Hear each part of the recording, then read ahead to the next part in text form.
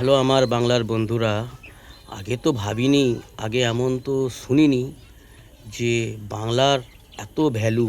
আমাদের পশ্চিমবাংলার অনেক মূল্য রয়েছে, অনেক ভ্যালু রয়েছে, যে কারণে পশ্চিমবাংলার মুর্শিদাবাদের একটি দেশি কুত্তার এত মূল্য।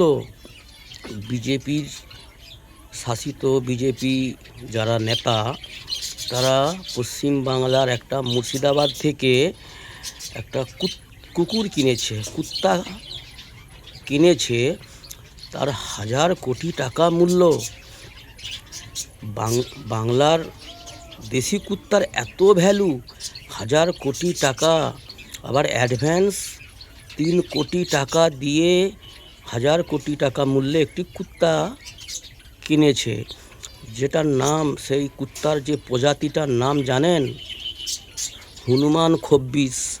হ্যাঁ, মুখটা দেখলে কিন্তু মনে হয় একটু বিলেতি বিলেতি ভাব, মুখটা কেমন বাঁকা না? হ্যাঁ, মনে হয় এর বীর্যে বিদেশি কোনো মিশ্রিত রয়েছে, বিদেশি বীর্য মিশ্রণ রয়েছে এই কুত্তার শরীরে। ঠিক আছে, তো একে দেখলেই মনে হয় যে একটি সত্যিকারেরই মানে বীর্য মিলিত কুত্তা। আরেকটা নেতা রয়েছে, তার চেহারার সঙ্গে এর কিন্তু চেহারার মিল রয়েছে। আইএসএফের যে প্রতিষ্ঠাকারী অব্বস, ওর চেহারার সঙ্গে কিন্তু এই হনুমান খব্বিশের চেহারার কিন্তু একটা পুরোপুরি মিল রয়েছে। আপনারা কি বলেন? আপনাদের মতামত আপনারা একটু জানাতে পারেন আমাকে। বাংলার দেশি কুত্তার এত দাম, 1000 কোটি, আগে তো ভাবিনি।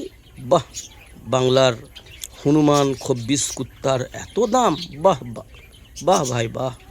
এই হচ্ছে আমাদের পশ্চিমবাংলার ভ্যালু।